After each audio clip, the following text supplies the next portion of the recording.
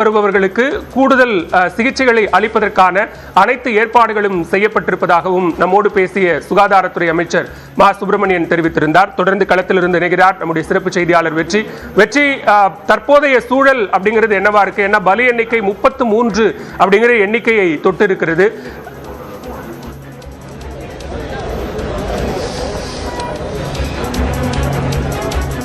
வெற்றி இணைப்பில் இருக்கீங்க. நாம அந்த விஜய் பரப்புரை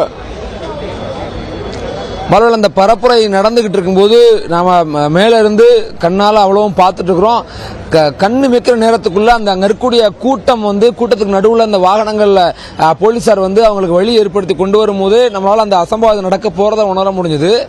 அது தொடர்ச்சியா இவ்வளவு பெரிய அளவுக்கு நடக்கும்னு அந்த இடத்துல அடுத்தடுத்து மயங்கி விழுகவும் விஜய் அந்த இடத்துல தான் அங்கிருந்து வாட்டர் பாட்டில் எல்லாம் தூக்கி போடுறாரு. அவ்வளவு பேர் மயங்கி விழுகிறாங்க. அவர் வாகனத்துக்கு பக்கத்திலேயே 4-5 பேர் மயங்கி விழுந்தோடனே தான் அது போடுறாரு. போட்டதுக்கு அப்புறம் தான் தெரியுது அவங்களுடைய வாகனம் நகரும் போது ஆம்புலன்ஸுகள் சாரசாரியா அவ்வளவு ஆம்புலன்ஸ் 40-50 பேர் மேல தூக்கிட்டு வராங்க. அப்போ முழுமையான எண்ணிக்கை அப்படிங்கிறது தெரிய வருது. 70க்கும் மேற்பட்டோரை அழைச்சிட்டு வந்திருக்காங்க மயங்கி விழுந்து. அதுல இந்த அமராவதி மருத்துவமனையில் மட்டும் 32 பேருக்கு மேல அனுமதிக்கப்பட்டதுல 11 பேர், அதுல 1.5 வயசு குழந்தையும் அதுல ஒரு உயிரிழந்திருக்கு. அப்படிங்கிறது பெரிய பரிதாபமும். 6 வயசு குழந்தை ஒன்று உயிரிழந்திருக்கு. எவ்வளவு தூரம் சொல்லி பார்த்திருப்பாங்க, குழந்தைங்களை கூட்டு வராதிங்க, இந்த இடங்களை கூட்டு வராங்க, எவ்வளவு சொல்ல அது எல்லாம் மீறப்பட்டதனுடைய ஒரு துயரம் குழந்தையை பலி கொடுத்தது அப்படிங்கிறது. இங்கிருந்து உயிரிழந்த 11 பேருடைய உடலும் அரசு மருத்துவமனைக்கு அனுப்பப்பட்டிருக்கு. மொத்தமா 33 பேர் உயிரிழந்திருக்காங்க. 6 குழந்தைங்க, 16 பெண்கள் உட்பட 33 பேர் இதுவரைக்கும் உயிரிழந்திருக்காங்க. 58 பேருக்கு சிகிச்சை கொடுக்கப்பட்டிருக்குது. இன்னும் தொடர்ந்து சிகிச்சை எடுக்கிறாங்க. இதுல இந்த உயிரிழப்பினுடைய எண்ணிக்கை ஒரு சில எண்ணிக்கை இன்னும் அதிகரிப்பதற்கான ஒரு சூழல் இருக்குது. இந்த இடம் கரூர் நகரமே முழுக்க ஒரு பெரிய ஒரு மாபெரும் கோரம் நடந்ததனுடைய ஒரு சூழல், அதனுடைய பரிதவிப்பு, அழுகை, கண்ணீர், அப்படிதான் இந்த சூழலை பார்க்க முடியுது. இது இந்த கணம் முதலமைச்சர் நாளை கரூருக்கு வர்றாரு. உடனடியாக அமைச்சர்கள் தீவிரமாக அனுப்பப்பட்டிருக்காங்க மருத்துவமனைகளில். பிரதமர் மோடி இரங்கல் தெரிவித்து கரூரில் நடந்த நிகழ்வு பெரிய துரதிருஷ்டவசமானது அப்படின்ற ஒரு வார்த்தைகளை பதிவு செஞ்சு பதிவிட்டிருக்காங்க. இப்போ இங்க இருக்கக்கூடிய சூழல் அப்படிங்கிறது மேலதிகமாக நடந்துகிட்டு இருக்குது. குறிப்பா அந்த இடங்கள்ல ஆம்புலன்ஸ் ஓட்டுநர்கள் சிலர் மீதும் தாக்குதல் நடத்தப்பட்டது தவேகா தொண்டர்களால. அது சம்பந்தமாகவும் போலீசார் விசாரணை நடத்திட்டு இருக்கிறாங்க அப்படிங்கிறதும் இப்போ உள்ள கள நிலவரமா இருக்குது. பாலவேல் தொடர்ந்து இணைப்பில் இருக்க வெற்றி பேசலாம். தற்போது தலைமைச் செயலகத்தில் முதலமைச்சர் மு.க. ஸ்டாலின் அவசர ஆலோசனை மேற்கொண்டிருக்கிறார். அந்த ஆலோசனையில் கரூரில் நடைபெற்று வரக்கூடிய அந்த நிகழ்வுகள் தொடர்பாக அந்த ஆலோசனையானது நடைபெற்று வரக்கூடிய நிலையில் தொடர்பான கூடுதல் விவரங்களோடு இணைகிறார் சிறப்பு செய்தியாளர் அபினேஷ். விவரங்கள். முதலமைச்சர் மு.க. ஸ்டாலின் ஒரு அவசர ஆலோசனை கூட்டத்தை தற்போது கூட்டியிருக்கிறார். தலைமைச் செயலாளர் முருகானந்தம் IAS உள்ளிட்ட அதிகாரிகளோடு தலைமைச் செயலகத்தில் ஆலோசனை மேற்கொண்டு வருகிறார். கரூரில் தமிழக வெற்றி கழகத்தினுடைய தலைவர் விஜயுடைய பிரச்சார கூட்டத்தில் ஏற்பட்ட கூட்ட நெரிசல்ல இதுவரை 33 பேர் பலியாகி இருக்கிறாங்க. ஒரு பெரும் சோகத்தை அந்த பகுதியில் ஏற்பட்டிருக்கிறது. தொடர்ந்து பலியானுடைய எண்ணிக்கை அதிகரிக்குமோ என்கிற ஒரு அச்சம் ஏற்பட்டிருக்கக்கூடிய சூழலில் சுமார் 60க்கும் மேற்பட்டோர் அரசு மற்றும் தனியார் மருத்துவமனையில் சிகிச்சை பெற்று வராங்க. இந்த நிலையில தலைமைச் செயலாளர் உள்ளிட்ட அதிகாரிகளோடு முதலமைச்சர் மு.க. ஸ்டாலின் தலைமைச் செயலகத்தில் ஆலோசனை மேற்கொண்டு வருகிறார். அங்கு ஏற்கனவே முதலமைச்சர் மு.க. ஸ்டாலின் மருத்துவம் மற்றும் மக்கள் நல்வாழ்வுத்துறை அமைச்சர் மா சுப்பிரமணியன், அதே போல திருச்சி மாவட்டத்துறை அமைச்சர் கூடிய அன்பில் மகேஷ் பொய்யாமொழி, அதே போல முன்னாள் அமைச்சர் செந்தில் பாலாஜி ஆகியோரை தொடர்பு கொண்டு அங்கு உடனடியாக போர்க்கால அடிப்படையில் அங்கு தேவையான நடவடிக்கையை மேற்கொள்ளும்படி உத்தரவிட்டிருந்தார்.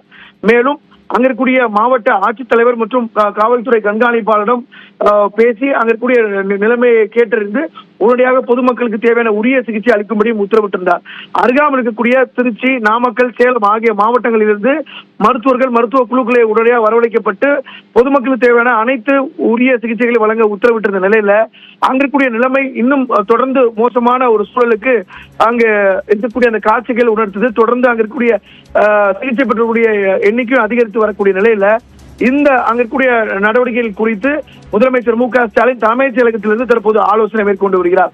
தலைமைச் செயலகத்தில் தலைமைச் செயலாளர் மற்றும் அதிகாரிகளோடு அங்கிருந்தபடியே கரூர் மாவட்ட ஆட்சித்தலைவர், அதே போல கரூர் மாவட்ட காவல்துறை கண்காணிப்பாளர் ஆகியோரும் தொடர்ந்து ஆலோசனை நடத்த இருக்கிறாங்க. அங்கு பலியாளுடைய எண்ணிக்கை தொடர்ந்து அதிகரிக்காத வண்ணம் அதை கட்டுப்படுத்த என்ன நடவடிக்கை எடுக்க வேண்டும் அப்படிங்கிறதையும் முதலமைச்சர் ஆலோசித்து வருகிறார். குறிப்பாக கரூர்ல 6 பச்சிளம் குழந்தைகள், பிஞ்சு குழந்தைகள் இறந்திருக்கிறாங்க. 13 பெண்கள் இறந்திருக்காங்க. மொத்தமாக 33 பேர் பலி எண்ணிக்கைங்கிறது இந்த நேரத்தில் பேசிக் கொண்டு இந்த நேரத்தில் கூடிய தகவலா இருக்கிறது. 62 பேருக்கு சிகிச்சை அளிக்கப்பட்டு வருகிறது. கரூர் அரசு மருத்துவமனையே ஒரு மரண ஓலத்தோடு ஆங்காங்க பொதுமக்கள் அலறி அடித்துக் கொண்டு கூடிய காட்சி அப்படிங்கிறது காண்போரை ரொம்ப கண்கலங்க கூடிய ஒரு சூழல் ஏற்பட்டிருக்கிறது. அண்மை காலங்களில் தமிழ்நாட்டில் இது போன்ற ஸ்டாம்பட் அப்படின்னு இவ்வளவு பெரிய உயிரிழப்பு கூட்ட நெரிசலில் ஏற்பட்டு உயிரிழக்கக்கூடிய பெரிய அளவில் சம்பவம் என்பது அண்மை ஆண்டுகளில் நடைபெறாத ஒரு சூழல்ல இது நடந்திருப்பது அப்படிங்கிறது பெரிய ஒரு துரதிருஷ்டமான இருக்கிறது. முதலமைச்சர் மு.க. ஸ்டாலின் தற்போது அங்க இருக்கக்கூடிய நிலை குறித்தும் கூடுதல் மருத்துவ குழுக்களை அனுப்புவது குறித்தும் அதே போல அருகாமல் இருக்கக்கூடிய திருச்சிராப்பள்ளி மற்றும் திண்டுக்கல் ஆகிய மாவட்ட ஆட்சியர்களையும் உடனடியாக கரூர் விரைவுபடி முதலமைச்சர் மு.க. ஸ்டாலின் உத்தரவிட்டிருக்கிறார். அந்த அடிப்படையில் இன்னும் ஒரு சில இன்னொரு அரை மணி நேரத்தில் திண்டுக்கல் மற்றும் திருச்சி மாவட்ட ஆட்சியர்கள் அங்கு விரைய இருக்கிறாங்க. மீன்வாயில் அங்க திருச்சிராப்பள்ளி மாவட்டத்தை சேர்ந்த பள்ளிக்கல்வித்துறை அமைச்சர் அன்பில் மகேஷ் பொய்யாமொழி இன்னும் சில நிமிடங்கள்ல அங்கு விரைய இருக்கிறார். அதே போல மருத்துவ மற்றும் மக்கள் நல்வாழ்வுத்துறை அமைச்சர் மா சுப்பிரமணியனும் அங்கு விரைந்து கொண்டிருக்கிறார். இன்னும் ஒரு சில மணி நேரத்தில் அங்கு சென்று அடைவார். தொடர்ந்து முதலமைச்சர் மு.க. ஸ்டாலின் இந்த 2 அமைச்சர்கள், முன்னாள் அமைச்சர், 3 மாவட்ட ஆட்சித்தலைவர்களுடன் தொடர்ந்து பேசி வருகிறார் தொலைபேசி மூலமாக. தலைமைச் செயலகத்திலிருந்து அங்கு கரூரில் நடக்கக்கூடிய நிகழ்வுகளை அங்கு இருக்கக்கூடிய தகவல்களை உடனுக்குடன் கேட்டறிகிறார். இதற்காக தன்னுடைய இல்லத்திலிருந்து சுமார் 9:20 மணியிலிருந்து திடீரென உடனடியாக தலைமைச் செயலகத்திற்கு விரைந்து அங்கு தலைமைச் செயலாளர் முருகானந்தம் ஐஏஎஸ் உள்ளிட்ட துறை சார்ந்த அதிகாரிகளோடு அதே போல அதிகாரிகளோடு அங்க இருக்கக்கூடிய சூழல் என்ன, அந்த உயிரிழப்பை கட்டுப்படுத்தக்கூடிய ஒரு நடவடிக்கை என்ன எடுக்கணும், மருத்துவ குழுக்களை தீவிரப்படுத்துவது, போர்க்கால அடிப்படையில் அங்க இருக்கக்கூடிய சூழலை கட்டுக்குள்ள கொண்டு வரக்கூடிய அனைத்து நடவடிக்கைகளும் எடுப்பதற்கான ஆலோசனை தான் நடந்துட்டு இருக்கு. கூடுதல் மருத்துவர்களும் பக்கத்து அருகாமலுக்கு மாவட்டத்தில் இருக்கக்கூடிய நாமக்கல் மற்றும் சேலத்துல இருந்து வர தொடங்கிட்டாங்க.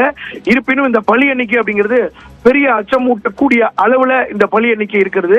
இன்னும் ஒரு டிகேல இப்போ கடந்த 10 ஆண்டு 15 ஆண்டுகள்ல இப்படியான ஒரு பெரிய கூட்ட நெரிசல்ல சிக்கி உயிரிழந்தவர்களுடைய எண்ணிக்கை அப்படிங்கிறது தமிழ்நாட்டில் ஏற்படாத ஒரு சூழல்ல இந்த பலி எண்ணிக்கை அப்படிங்கிறது பெரிய அளவுல ஒரு பாதிப்பு ஏற்படுத்தியிருக்கிறது. கரூர் மாவட்டத்துல இன்று மாலை சுமார் 6:30 மணி அளவுல தமிழக வெற்றி கழகத்துடைய தலைவர் விஜய் அந்த பகுதியில் பரப்புரை மேற்கொண்டார்.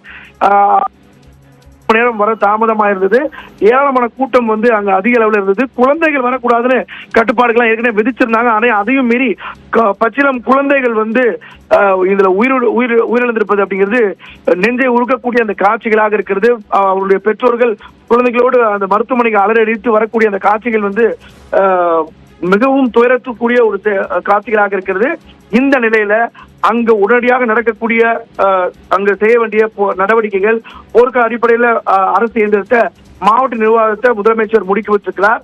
அங்கு எந்தவித பொதுமக்களுக்கு கூடுதல் பணி எண்ணிக்கை என்பது வந்துவிடக் கூடாது என்கிற அடிப்படையில முதலமைச்சர் மு.க. ஸ்டாலின் தற்போது தலைமைச் செயலாளரோடு ஆலோசனை ஈடுபட்டு வருகிறார். நாளை காலை முதலமைச்சர் மு.க. ஸ்டாலின் கரூர் விரைகிறார். காலை 7:30 மணிக்கு முதலமைச்சர் மு.க. ஸ்டாலின் சென்னையிலிருந்து தனி விமானம் மூலம் புறப்பட்டு திருச்சி செல்கிறார்.